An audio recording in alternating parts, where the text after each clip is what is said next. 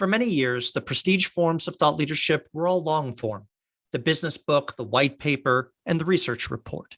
But now our audiences demand shorter form thought leadership, snackable bites of insight, if you will.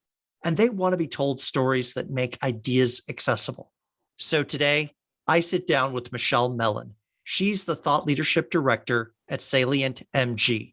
She's also written and published short stories. So in today's episode, we'll explore: how do you put big ideas into small containers? How do you turn an idea into a story? And how do you develop your mind's ear, the ability to hear as your audience would hear? I'm Bill Sherman, and you're listening to Leveraging Thought Leadership. Ready? Let's begin. Welcome to the show, Michelle. Thank you. I'm glad to be here. So I'm excited to talk with you about storytelling and thought leadership. I think it's something that's deeply connected. And so where I want to begin with is a question for you. You do storytelling within thought leadership as well as you write outside of thought leadership. Tell me a little bit about what you write about and the types of writing you do. What formats do you work in? I write primarily short fiction, and my favorite genre is horror, although I'm a speculative fiction fan. So I also write science fiction and fantasy, and I have one mystery story that I've written. I think that storytelling is integral to everything that I do. So, no matter if I'm writing my fiction, in the past I was writing poetry, and then obviously when I'm working at Salient MG, I'm writing for client thought leadership. I think there's an element of storytelling that pervades everything that I do. And one of the things that I see in fiction writing intersecting with thought leadership is when you're talking about speculative fiction or horror, it begins with a what if question, right? Exactly. And so I think that's a great place to play with the intersection of thought leadership and storytelling is: where do you begin with the what if?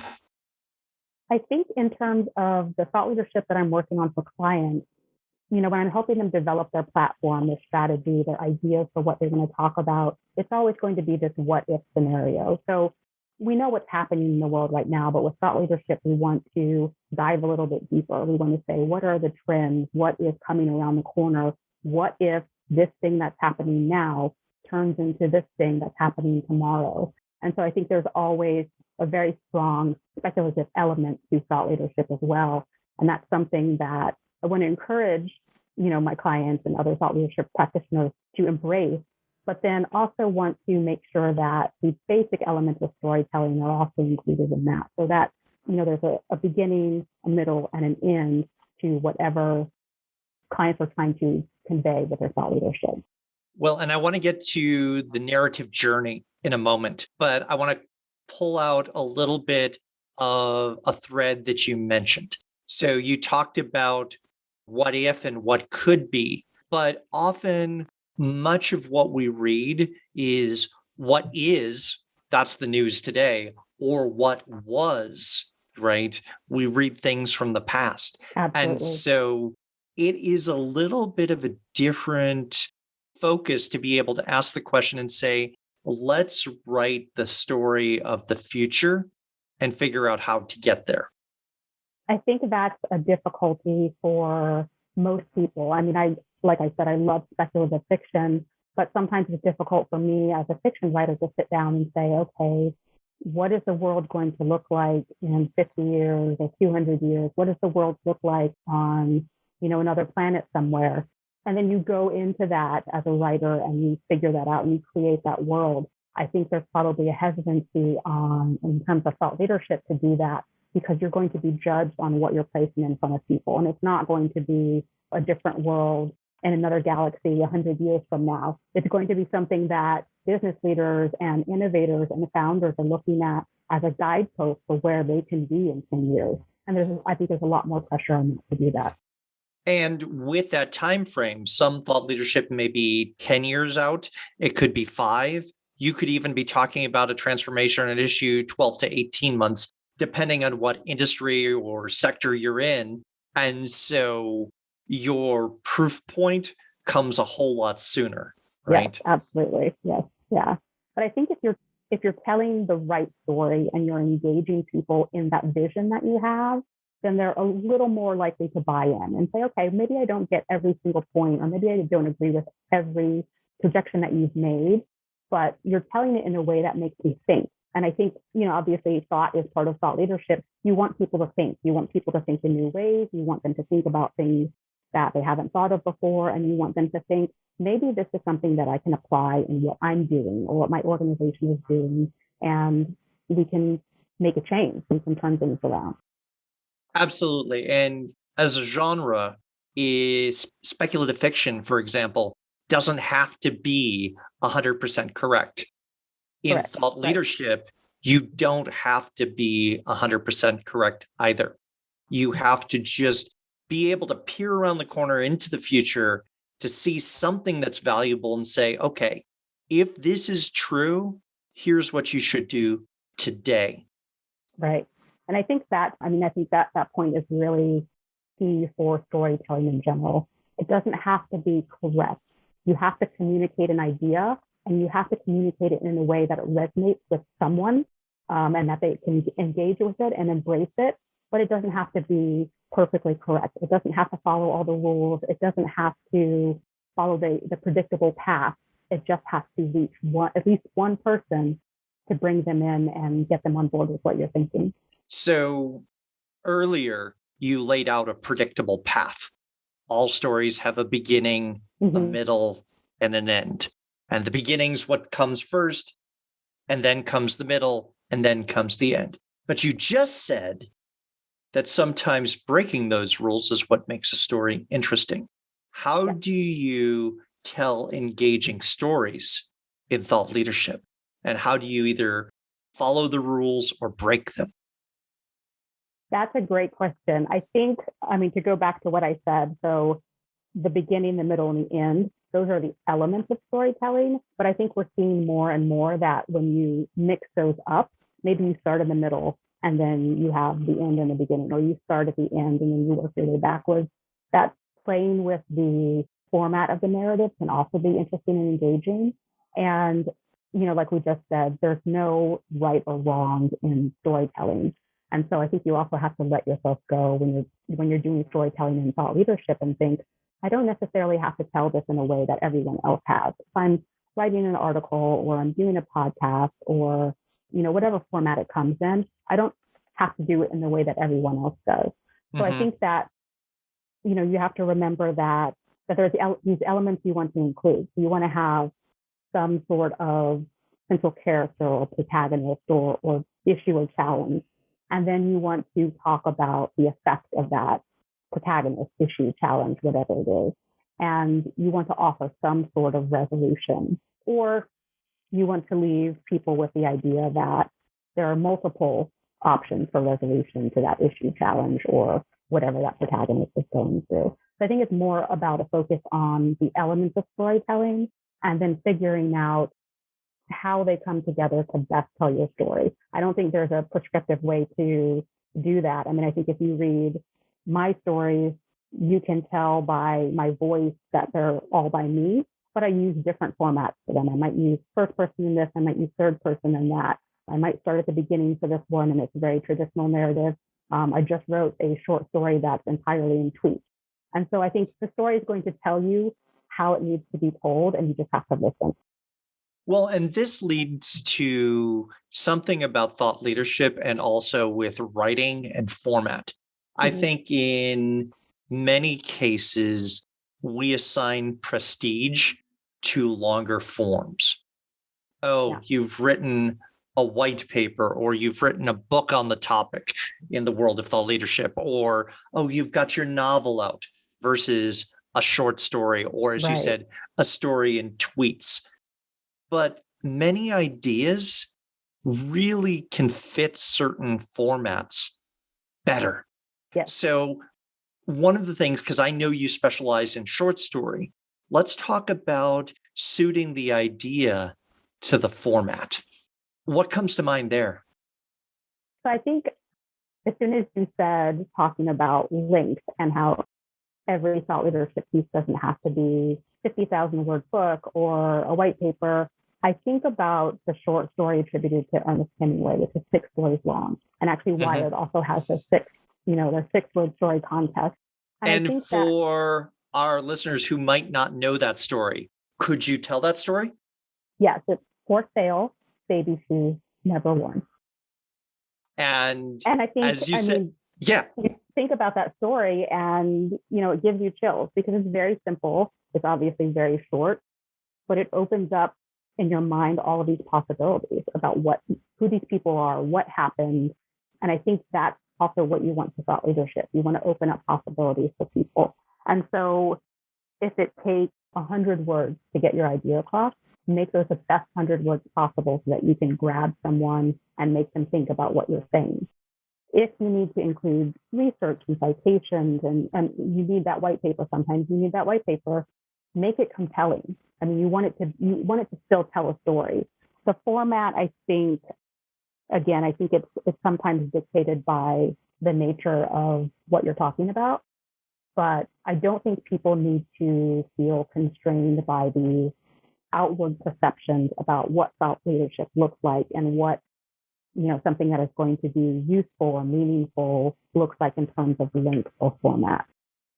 Well, and if we simplify thought leadership and define it as something that makes you think in a different way and be disposed to take an action you wouldn't have taken before, then if that's the goal, it doesn't have to be long, and you could say that Hemingway, some 100 years before Twitter, wrote a tweet on that, right? Right. Or that could be expanded all the way out to the blueprint of a whole movie, about these baby shoes, right? What he's articulated, I would say, is an idea that evokes curiosity. You want to know why. You want to know the story. I mean, if you think about marketing formats and ads, things that you see TV or online. You have a 30-second TV ad, or you have 3-line tweet or something, and that's still memorable to you. That's still something that stays with you. And then, if it is something that's marketing towards a purchase, then makes you more likely to make that purchase, or at least follow up to find out more information. So it doesn't have to be something that is long and complicated and involved. It just has to be something that communicates the message in a way that someone says, I get that, or I want to know more about that, and then you follow up on it. If you are enjoying this episode of Leveraging Thought Leadership, please make sure to subscribe. If you'd like to help spread the word about the podcast, please leave a 5-star review and share it with your friends. We are available on Apple Podcasts, Spotify, and all major platforms, as well as at leveragingthoughtleadership.com. So, in terms of story, I'd like to hear a little bit about your story. How did you get into the world of thought leadership? It was a twisty path, I would say, to get to thought leadership. And it started with me realizing that storytelling is not something that is just in the world of fiction or creative storytelling, that it's something that you could apply in a professional realm. So when I went to college, I had this plan, and I thought, I am going to get a science degree and be very responsible. I'm going to do research by day, and then I'm going to write poetry by night, because I was still writing poetry at that point. And that was my plan. And then I took chemistry my freshman year, and my plan just fell apart. It just, obviously, an interest in science was not enough for me to have a good capability in science. And so I just went the English route. When I graduated from college, there were not a lot of opportunities that I could see for storytelling outside of what I was doing on my own. I just needed to find a job and just do that job, and then again, write my stories on the side. But as I went through, my next 2 roles, I realized that I was telling stories in what I was doing. I was working for a nonprofit nursing education association, and I was telling stories through some of the profiles we were doing on some of the nursing schools that were members. then I was working as a consultant to the US EPA, and they were marketing their grant programs to underserved communities that needed to assess and clean up the level of contamination for abandoned, gas stations or mines or military bases. But part of that was telling the story and the success stories of others who had taken these grants and applied them in their communities. Then I moved into a marketing role with an educational toy manufacturer. This was a global manufacturing corporation, and this was the first time the light bulb kind of went off, and I was like, storytelling and marketing. This has impact. This is interesting. This has an immediate effect. This is a way to apply storytelling in a way that I never thought that I could before.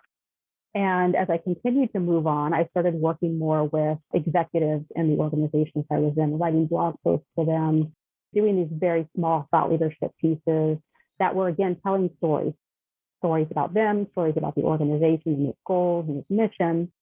And that just kind of continued until I moved into this role with Mellon last year, which was specifically for running a thought leadership program for executives.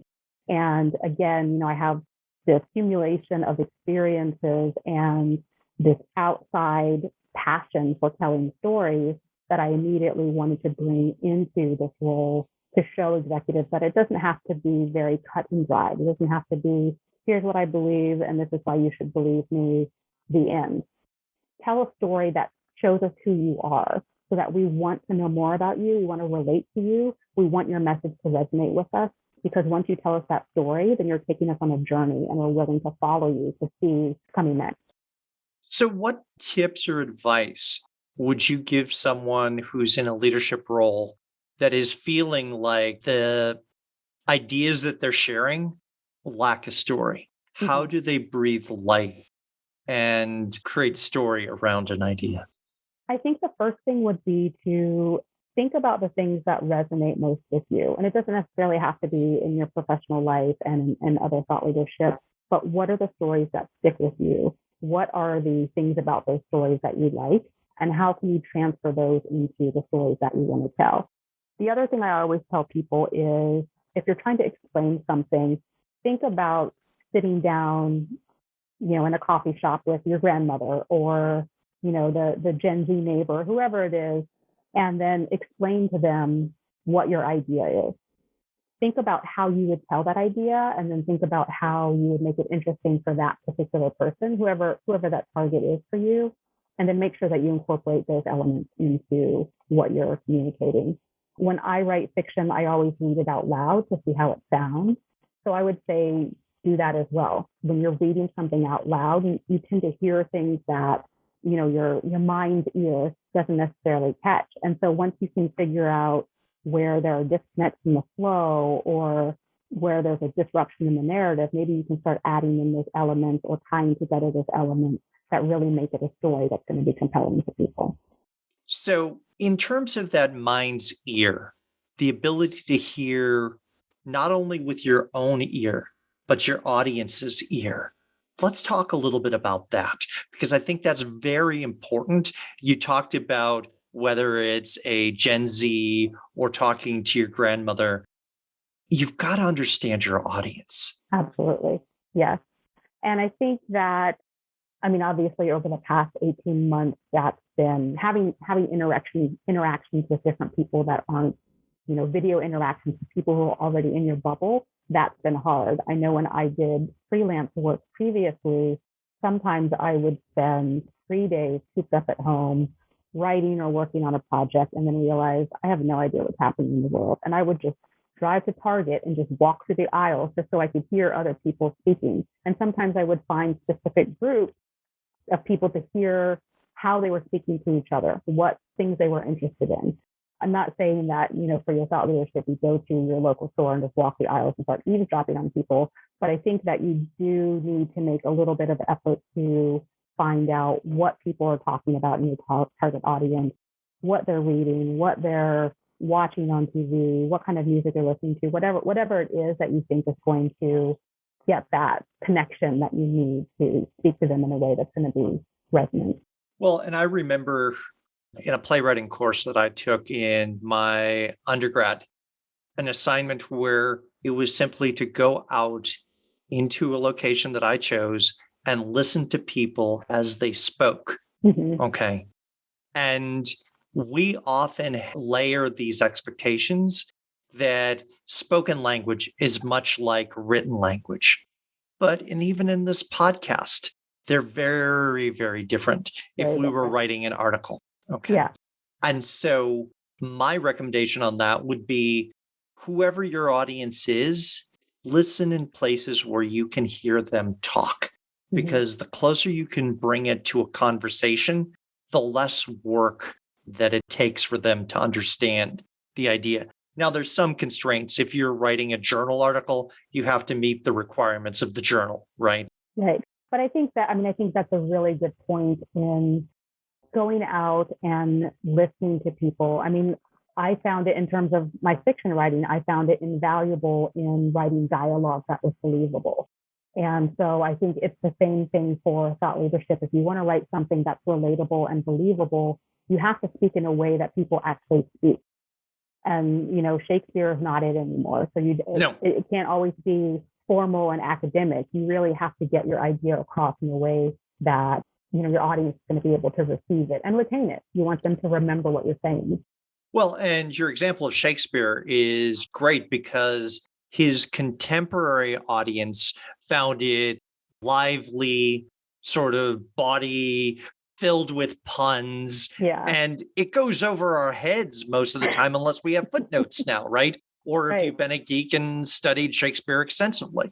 Yeah, exactly. Exactly. So I think, I've heard you talk in the past about thought leadership being timeless.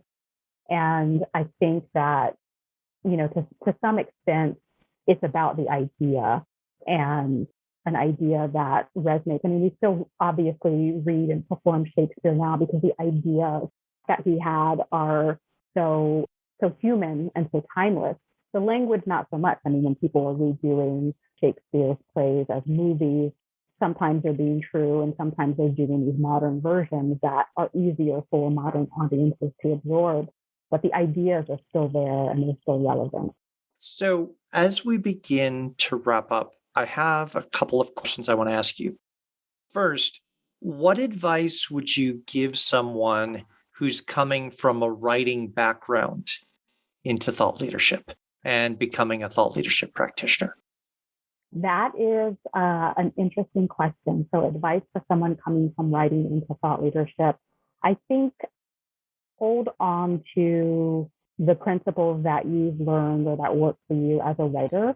I think sometimes in thought leadership, particularly when you're working with someone else, there are these very preconceived ideas about what thought leadership is and what it looks like. And as a writer, you have to remember, that stories are something that are baked into human DNA. We've been telling stories since drawings on caves, and we've had these histories of oral storytelling worldwide, and those have translated into written stories once we have written language that we could use. And it's something that is universal and universally appreciated and accepted. And so just remember that the storytelling piece is just as important as the idea and the research that backs up that idea. Marrying those is going to make the most effective thought leadership that we can. And then the next question that I want to ask is one about evoking emotion, because an idea without emotion is unlikely to create action, right? It's, right. Yeah, that's smart, but I'm not going to take it to heart. I think storytelling, and you mentioned you write horror fiction, Mm-hmm. that's Yes. certainly about evoking emotion. Talk to me just a little bit. What advice would you give on weaving that emotional sort of drive into thought leadership? I think the key to including emotion is knowing your voice. As a writer, you always have to know your voice and who you are. And it's something that I always try to work with clients on finding as well when they're figuring out their thought leadership. What kind of thought leader are you? What kind of emotion are you trying to evoke? And what's the best voice to draw that out of people? Are you humorous? I mean, that's one way to evoke emotion. Are you someone who is serious and you really want people to think heavily about what you're doing? You know, I'm not an advocate of people who are fear mongers. I don't think we all need to be any more scared than we've been for the past 18 months. But I think trying to figure out who you are as a thought leader comes back to your own particular voice and what feels authentic to you. So again, if you're sitting down with that, you know, that person in the coffee shop and you're having that conversation with them, who are you when you're that person, when you're just open and authentic and vulnerable? What is going to make you have that connection with that person because they really feel like you're speaking to them in your true voice? And you've used that before. You said true voice here. You Yes. said truth as well.